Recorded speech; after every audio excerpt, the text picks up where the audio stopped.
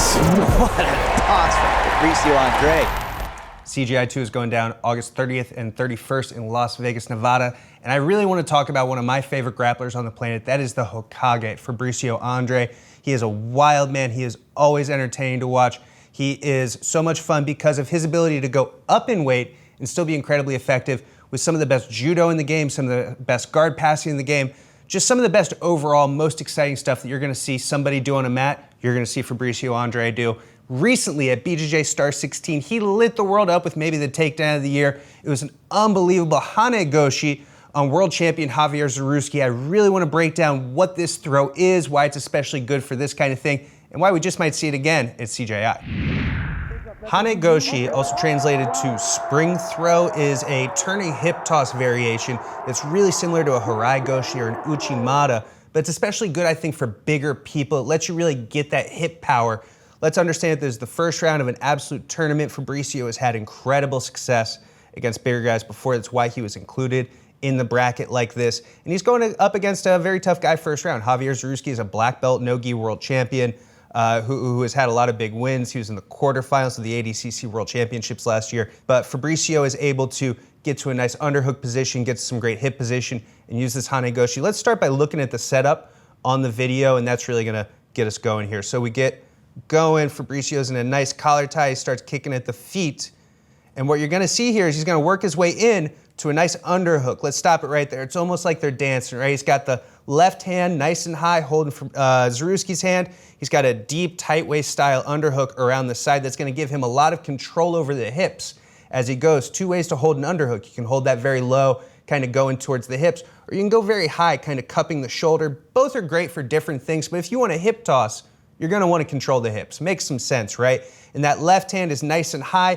This is the no-gi version, I would say, of like a collar and sleeve grip, like you would see a lot of these traditional turning throws, but in no-gi context. So let's take a look here. The next thing Fabricio is gonna wanna do is he's gonna step his hips in, especially his right hip, to make sure that he has inside position on the upper body with an underhook, inside position on the lower body by getting his hip in front of his with this nice jousting action. And there you see him step in with that deep hip action.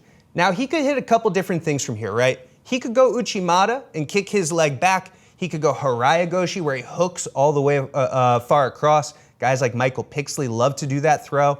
But this one is especially good for bigger people. Think of it like you have a box that's really heavy that you want to pick up, right? You'll lift it up, maybe you'll use your hip and just kind of set it on your hip and kick it up to yourself, so you can really make it a part of yourself, give you way better control and way better power over that. The more you can use your hips on anything, of course, you're gonna give yourself more power. And that's what Fabricio does here. Rather than keeping both feet planted and just tossing Zaruski, who's gotta be, 70 pounds easy, more than Fabricio, he's gonna lift that hip. As that hip lifts and the knee lifts, and he hits him with the side of the thigh rather than the hamstring, that's gonna create a lot of lifting power that's gonna raise everything up, make it easier for him to get this taller opponent up over the top.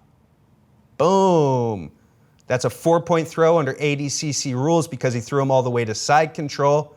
Incredible. Let's take another look at that all together now. Boom. Incredible. One more time. Now let's pay special attention to Fabricio's right leg. He's hitting with that outer band of the thigh. That's a really good way to start to kick things up and get things moving. It creates an incredible amount of power on this Hanegoshi, H-A-N-E. You see the way that he was able to use his knee there against Zaruski's leg as Zaruski was sinking his weight down. Fabricio had a great control of the upper body. That lower body is helping kick him over and kind of kickstart things there. It's an incredible, incredible throw, something you're able to hit against much larger opponents compared to an Uchimata or Hanegoshi, one of these turning throws, which can be very difficult against a very big opponent, right? Obviously, when there's a size difference, certain moves are gonna work a little better, certain moves are gonna work a little worse. Fabricio, even though he's a very, very strong guy, he knows this, and he really optimized this throw for the moment. This might be the takedown of the year. Let's take a look at it one more time, and notice just how Fabricio, in the middle of this throw, decides to lift this leg up and really get him with that Hanegoshi, the spring throw. Spring hip. Boop. Gets him all the way over. That's an absolutely incredible job. He'll go on to hit another takedown, a much more traditional Uchimata kind of takedown as a counter later in the match to put up some more points before he would go on to win. Really incredible work from Fabricio. I want to take a look at 2 more throws that he's hit in competition against some very tough guys. All right, guys, I want to talk about another Hane Goshi that I've seen Fabricio hit. It's not just good against bigger and stronger people. This can be a very effective throw against someone your own size and can really help create a lot of power against somebody who's maybe very physically strong or really resisting a lot. The Hane Goshi can be a great attack for moments like these. He's facing off against Kleber Clandestino, Kleber Souza. This is a world-ranked gi guy who's also had a bunch of success no-gi. He is known for his prodigious squeeze. When you talk about Kleber, you have to talk about how he's able to put the squeeze on people in a really, really intimidating way. He's entered into ADCC trials. This was a great early round matchup between these two. Both are very, very tough. Fabricio looking to still qualify for his first ADCC at this point. You see after a scramble, they come up, and Fabricio is going to get to a very familiar upper body position. That's going to be that deep tight waist with that left hand in this case. This is the opposite side. I think that's very interesting that Fabricio is able to hit this to both sides. That's the mark of a very well-practiced judo. And now he's going to step inside. Something that's also interesting about this. Notice what Fabricio's right hand is doing. It's not gripping anything. I think that's fascinating that earlier with Zaruski, he did have enough to get that grip on the right hand. Here he's just sending it with a great grip with his left hand and stepping those hips deep inside. Notice right now that both of his feet are planted, but he's going to lift this left throw before they hit the mat to help give him that extra oomph to really get Kleber up over the top. Boop, there it is. You see that left leg is coming up here. You see the tail end of it, and you see Kleber down on the bottom. Sorry, Kleber. It's just an incredible throw from Fabricio here as he finishes up all the way into side control. Turning throws are obviously very dangerous because if you lose them, you give up the back, but there's an enormous amount of reward if you're able to land, especially under an ADCC rule set, because you end up all the way in side control. You end up past the guard, already into a dominant pinning position. That's the value of so many of these high amplitude judo throws, is that when you put the person down, you often can end up in a really, really dominant spot. Let's take one more look. Kleber stands up off the bottom.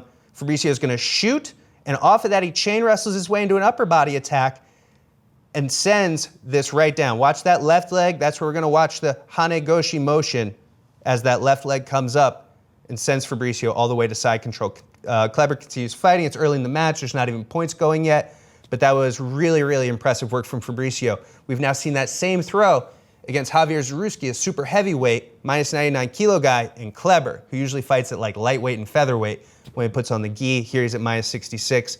So I think that this is good evidence that Fabricio just has this in the arsenal against everybody, and it's become a real dangerous weapon for him. We're going to take a look at one more example. This one is on WNO. This is against Fabian Ramirez. Fabian is a super tough guy who was on Who's Next and has been in these streets for a minute. Fabricio is making his Who's Number 1 debut with this match, and he put on a show with his takedowns. He was all over with ankle picks and duck unders, wrestling takedowns.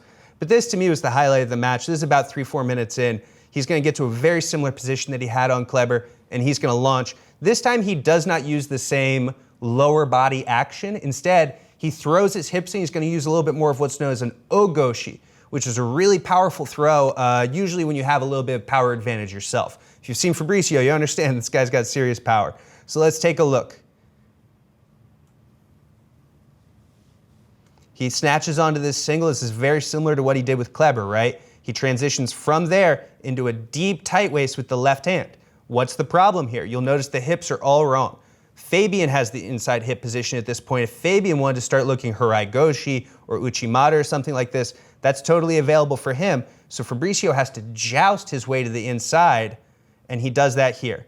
As he does, he doesn't just get in front, he gets all the way in front. You see that deep, deep step that is probably the deepest that we've seen him step yet, and he's gonna not lift up either foot.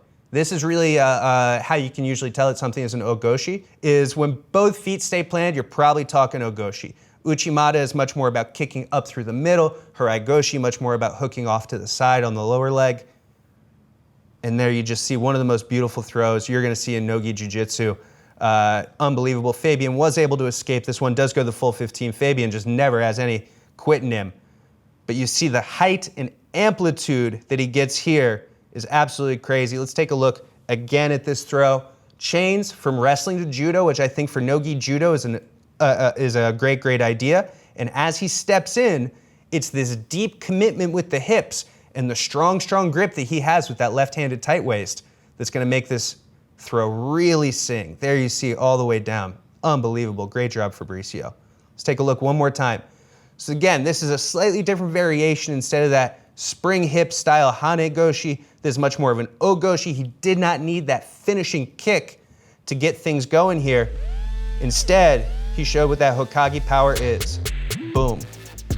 So there's two throws from Fabricio Andrey, the Hokage, that he has used to incredible effect over the years, and a little bit about how he's accomplishing them.